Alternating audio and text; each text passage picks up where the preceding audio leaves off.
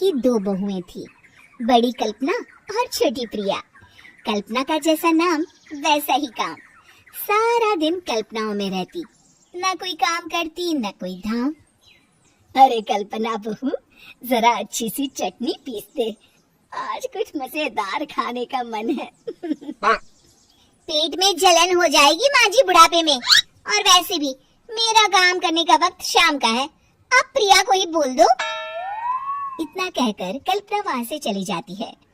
कांता कल्पना के ऐसे रवैये से काफी परेशान रहती है। मैं बना देती हूँ माँ चटनी, ऐसा बोलकर प्रिया माँ को चटनी बनाकर प्लेट में खाने को देती है कि तभी वहाँ कल्पना आ जाती है। अरे वाह चटनी, जरा चख कर तो देखो, बड़े दिन हो गए। अरे नहीं बहू, तू तो रहने ही दे चटनी खाना, पेट में जलन हो जाएगी।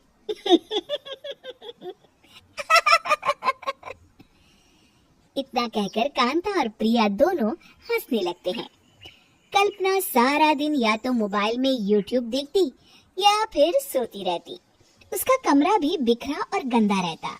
एक दिन कल्पना का पति अशोक उससे कहता है, अरे कल्पना, जानवर भी उस जगह को साफ कर लेता है जहाँ वो बैठता है, तुम तो इंसान हो, कैसे इतने गंदे कमरे में रह लेती हो? देखो सारा सामान यहाँ वहाँ बिखरा पड़ा है। ज्यादा अपनी माँ का बोल ना बोलो। हाँ, कमरा तुम्हारा भी तो है, गंदा लग रहा है तो साफ कर लो। पता नहीं तुम्हारे साथ मैं कैसे जिंदगी बिताऊंगा। इतना कहकर अशोक वहाँ से चला जाता है। कल्पना बस खाना खाने कमरे से बाहर आती और फिर से कमरे में चली जाती। इससे कांता बहन काफी परेशान रहती। एक दिन प्रिया कांता से कहती है, माँ, मैं सारा दिन काम करके थक जाती हूँ, आप कल्पना दीदी से कहिए ना कि सुबह और शाम का काम बांट ले। मैं तो अब सिर्फ एक वक्त का ही काम करूँगी। हाँ। अरे तो वो भी ना करना, एक बहू तो काम चोर थी ही, दूसरी भी आ गई काम ना करने के बहाने लेकर। तभी वहाँ प्रिया का पति रमेश आ जाता है। माँ, मैं देख रहा हूँ भाभी कोई काम नहीं करती, प्रिया सारा दिन घर और रसोई का काम करती है, अब कुछ करो ना माँ। कांता मन में कुछ सोचती है और कल्पना के पास जाती है। कल्पना फोन पर मेकअप करना देख रही होती है। कल्पना, तुम सारा दिन बस मोबाइल देखती हो, घर का कोई काम भी कर लिया करो।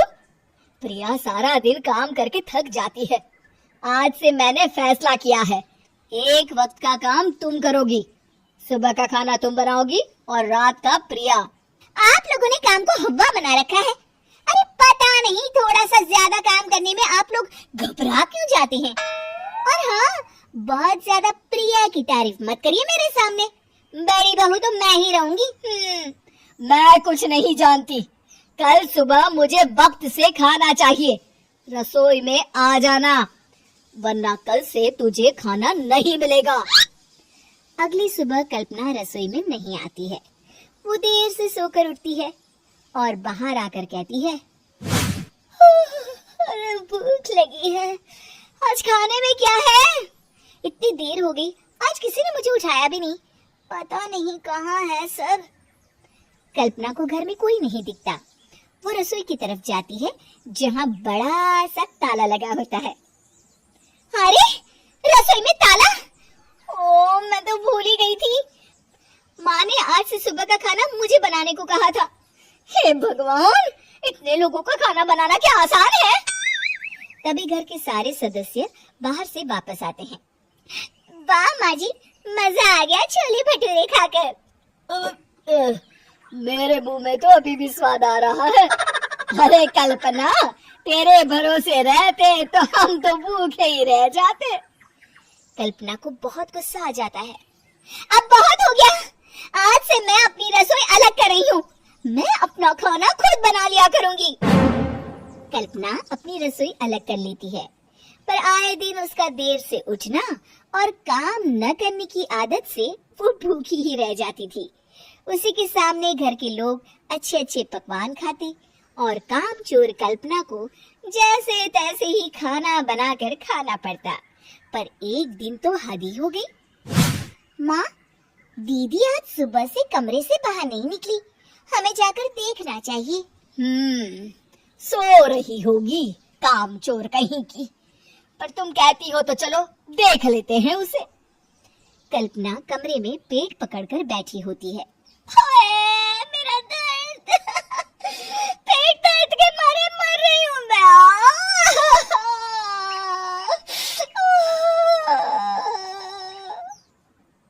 अरे दीदी क्या हुआ, पेट में दर्द क्यों हो रहा है? डॉक्टर को दिखाया आपने? माँ। कल्पना खड़ी होती है और माँ जी के पास आती है। मुझे माफ कर दीजिए, अब से मैं सारे काम में मदद करूंगी, कभी आलस और काम चोरी नहीं करूंगी। हाँ वो तो ठीक है, लेकिन अचानक क्या हो गया जो तू काम करने को तैयार हो गई? कामचोर कल्पना। माँ, लगातार बासी और उल्टा पुल्टा खाना खाने के कारण मेरे पेट में इन्फेक्शन हो गया है। काम न करना पड़े इसलिए मैं 2 दिन का खाना एक दिन ही बना लेती थी। बासी और खराब खाना खाने के कारण लेने के देने पड़ गए। पेट में दर्द हो रहा है। चलो अच्छा हुआ, देर आए दुरुस्त आए।